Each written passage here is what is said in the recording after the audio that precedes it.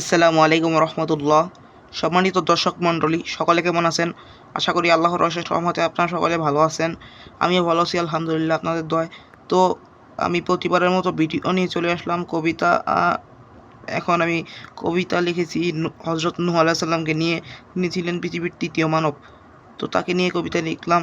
তো চলুন কবিতাটি আপনাদের মাঝে পড়ে শোনাই। পড়ে শোনানোর আগে ছোট্ট একটি অনুরোধ করছি, আমার এই ছোট চ্যানেলটিকে সাবস্ক্রাইব করে না থাকলে প্লিজ সাবস্ক্রাইব করে বেল আইকনটি বাজিয়ে দিবেন। এতে করে আমার সমস্ত ভিডিও যখনই আপলোড করব তখনই আপনাদের কাছে চলে যাবে। তো কথা আর বাড়াবো না, চলুন কবিতাটি আপনাদের কাছে পড়ে শোনাই। কবিতা নূহ আলাইহিস সালাম।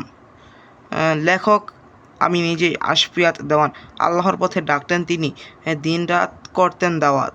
সত্যের বাণী ছড়িয়ে দিতে ছিল না তার কোনো ক্লান্তি বা বিরাম।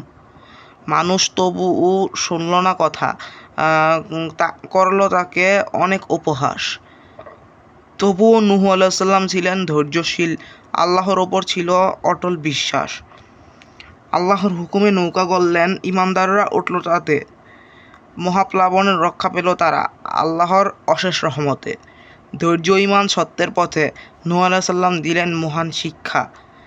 আল্লাহর আদেশ মানলে সদা মিলবে জান্নাতের দিশা। তো আশা করি কবিতাটি আপনাদের কাছে ভালোই লাগবে। ভালো লাগলে আমার এই ছোট চ্যানেলটিকে সাবস্ক্রাইব করে পাশে থাকবেন এবং বেল আইকনটিকে বাজিয়ে দিবেন। এতে করে আমার সমস্ত ভিডিও যখনই আপলোড করব তখনই আপনাদের কাছে চলে যাবে। তো পরবর্তী ভিডিওর জন্য অপেক্ষায় থাকুন। আজকে আমি এখানেই শেষ করছি। আসসালামু আলাইকুম রহমতুল্লাহ।